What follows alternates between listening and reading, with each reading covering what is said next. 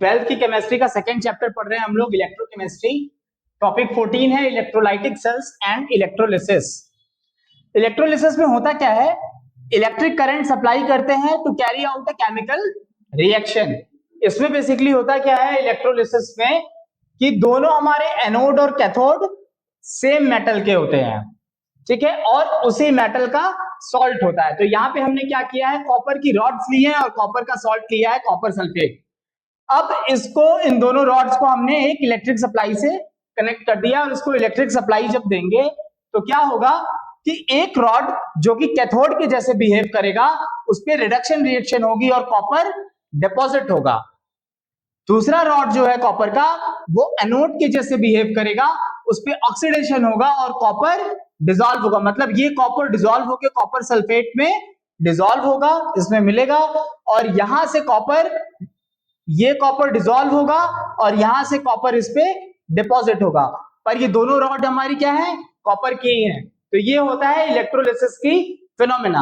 अब हमसे ये पूछे कि हम कितने करंट कब सप्लाई करेंगे और कितना केमिकल रिएक्शन होगा, उसके बीच में क्या रिलेशन है, तो उस रिलेशन को एक लॉ में कन्फाइन किया मिस्टर फैराडे ने और उसे बोलते हैं Faraday's law of electrolysis.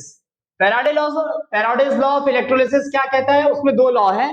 First law क्या कहता है, the amount of chemical reaction which occurs at any electrode during electrolysis by a current is proportional to the quantity of electricity pass through the electrolytic solution. Simple सा मतलब है कि chemical reaction उतनी होगी जितनी, वो केमिकल रिएक्शन डायरेक्टली प्रोपोर्शनल होगा जितना करंट सप्लाई किया गया है, जितनी इलेक्ट्रिसिटी कंज्यूम हुई है। सेकेंड लॉ क्या कहता है, the amount of different substances liberated by the same quantity of electricity passing through the electrolytic solution are proportional to their chemical equivalent weight. Second law ये कह रहा है कि उतना मटेरियल या उतना सब्सटेंस लिबरेट होगा, जैसे यहाँ कॉपर लिबरेट हो रहा है, यहाँ हमने देखा इस इलेक्ट्रोलिसिस में हो सकता है जिंक हो, एल्यूमिनियम हो, तो जो भी मेटल उतना ही लिबरेट होगा। The same quantity of electricity passing through the electrolytic solution are proportional to their chemical equivalent weight. अपने केमिकल इक्विवेलेंट के प्रोपोर्शनल और इलेक्ट्रिसिटी के प्रोपोर्शनल ही जो भी सब्सटेंस है, कॉपर, जिंक, एल्यूमिनियम जो भी है, उतना लिबरेट होगा। कितना, जितना कि उस इलेक्ट्रिसिटी के प्रोपोर्शनल है और जितना कि केमिकल इक्विवेलेंट उस मटेरियल के केमिकल इक्विवेलेंट के प्रोपोर्शनल है। अच्छा, ये जो इस दोनों रिलेशन को कंबाइन करके सिंपल सा एक फॉर्मूला निकलता है, Q is equal to I into T. Q क्या है, कूलॉम्स, चार्ज कितना सप्लाई हुआ है, I करंट का फ्लो कितना है, और T कितने टाइम के लिए, ठीक है। तो current flown multiplied by time is the charge produced. तो Q is equal to I into T. Q क्या है, कूलॉम्स में चार्ज, I क्या है, करंट इन एम्पियर्स, टाइम क्या है, टाइम इन सेकेंड या मिनट, जो भी हो सकता है।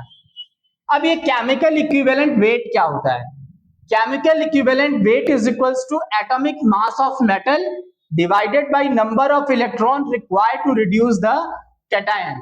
सिंपल सा मतलब है कि जो भी मेटल आपको दिया गया है उसका केमिकल इक्विवेलेंट आपको फाइंड करना है, तो उसके एटॉमिक मास को उसके उतने नंबर ऑफ इलेक्ट्रॉन से डिवाइड करेंगे जितने में उसका कैटायन रिड्यूस होकर के वापस से मेटल हो जाएगा। फॉर एग्जांपल, हमसे अगर कॉपर का केमिकल इक्विवेलेंट पूछा है तो कॉपर का केमिकल इक्विवेलेंट कैसे निकालेंगे, पहले तो उसका एटॉमिक वेट कितना होता है, 63.54 कॉपर का। अब कॉपर का जो कैटायन है Cu+2, इसको रिड्यूस होने के लिए कितने इलेक्ट्रॉन्स चाहिए, 2 इलेक्ट्रॉन्स, या +2 चार्ज है, 2 इलेक्ट्रॉन्स मिल जाए तो ये Cu+2 से वापस Cu हो जाएगा। तो number of electrons required to reduce the copper cation is 2। तो अब इसका इक्विवेलेंट वेट कैसे निकलेगा, केमिकल इक्विवेलेंट वेट, कॉपर के एटॉमिक मास को 63.54 को number of electron required to reduce the copper cation that is 2 से डिवाइड कर दिया, तो 63.54 अपॉन 2 इज इक्वल टू 31.7। अब नेक्स्ट लेक्चर से हम लोग न्यूमेरिकल से स्टार्ट करेंगे इलेक्ट्रोकेमिस्ट्री का।